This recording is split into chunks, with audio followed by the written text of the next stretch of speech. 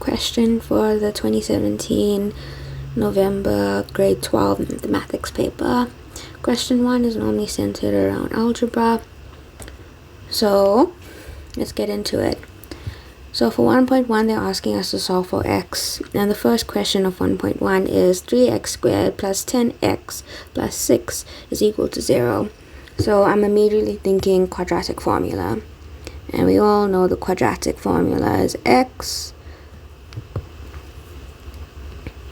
is equal to minus b plus minus square root of b squared minus 4ac over 2a. Now we know this is our a, this is our b, and this is our c.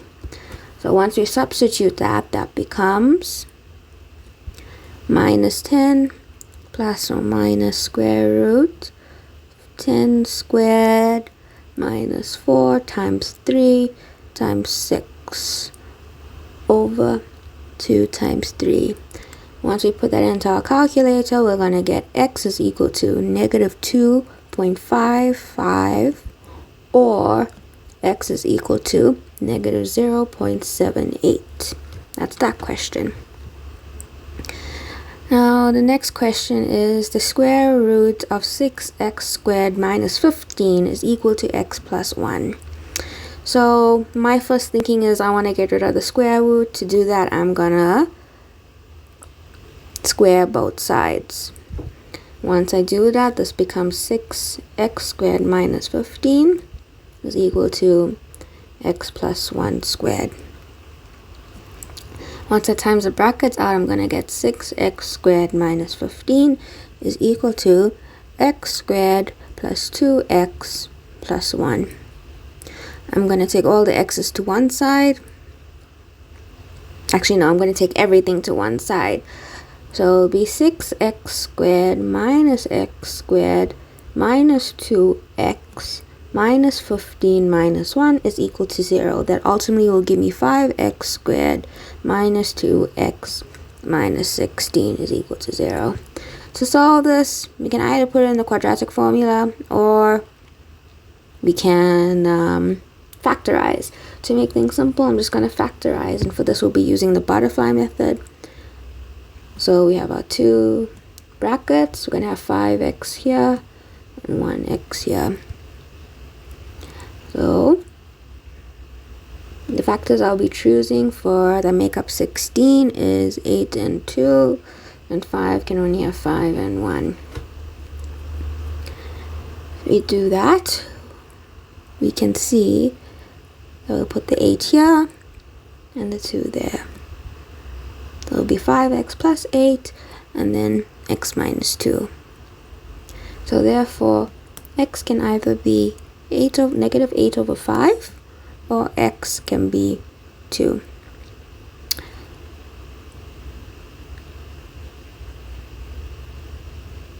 Okay, so that's that question. Now we're moving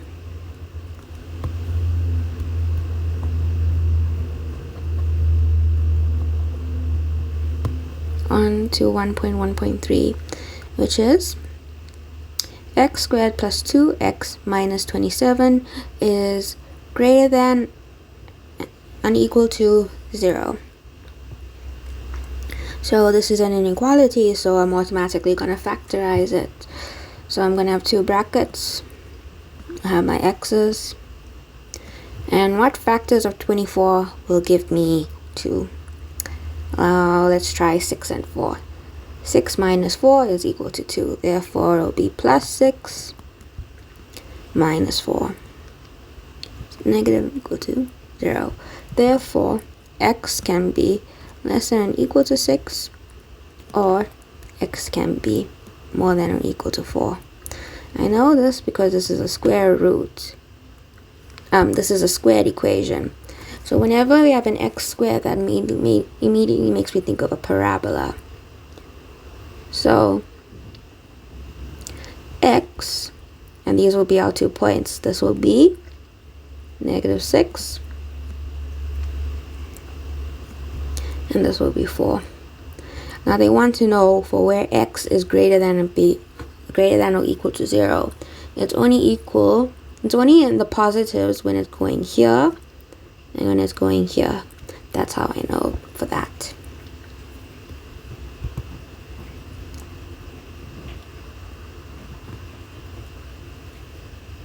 Now for 1.2, they want us to solve simultaneously for x and y. So this will be our first equation. This will be our second equation.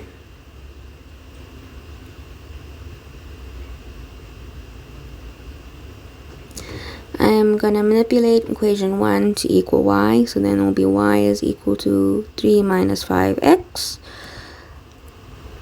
Or let's make it a bit neater. It will be y is equal to negative 5x plus 3. That will be my third equation.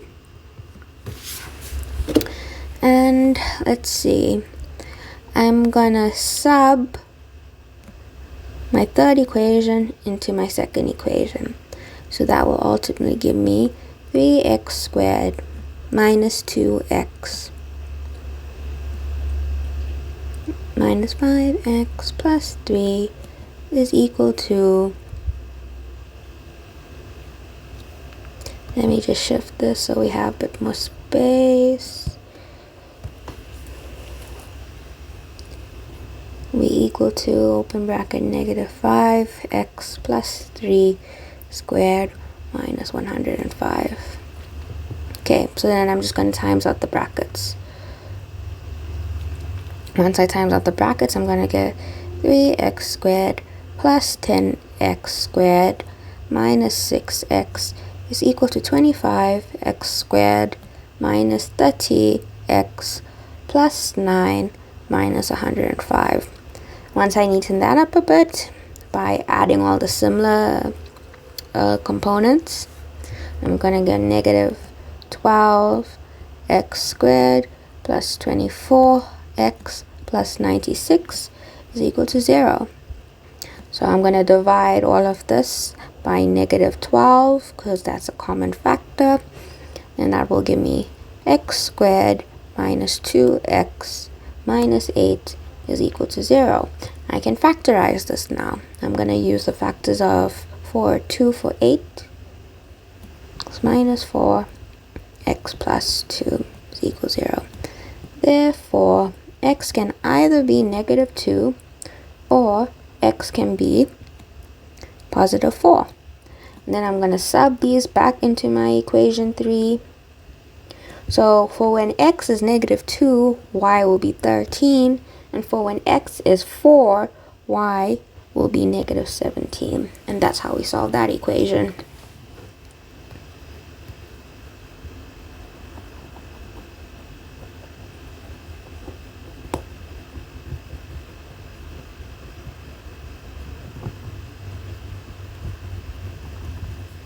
Okay, 1.2 is done. Now we'll be going on to 1.3.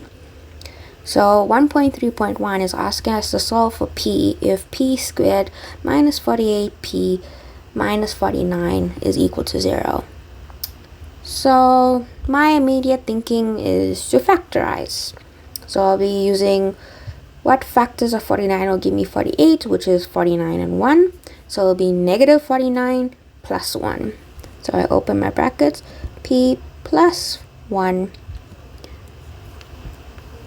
p plus 1, close bracket, now bracket, p minus 49. Therefore, p can either be negative 1 or p can be 49. Simple, right? Now 1.3.2 is asking, hence or otherwise, solve for x if 7 to the power of 2x minus 48 would open bracket 7 to the power of x, close bracket, minus 49 is 0. So basically what they're substituting is they're taking away the p and they're making it equal to 7x.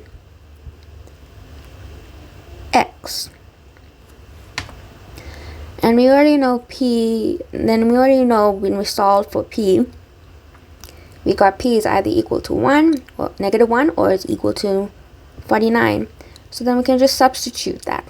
So 7x can be equal to -1 or 7x can be equal to 49. So for this one here, there's no solution because it's not possible to solve. But for this one, we can solve because 7x is the same and 49 is the same as 7 squared. Therefore, x can be equal to 2.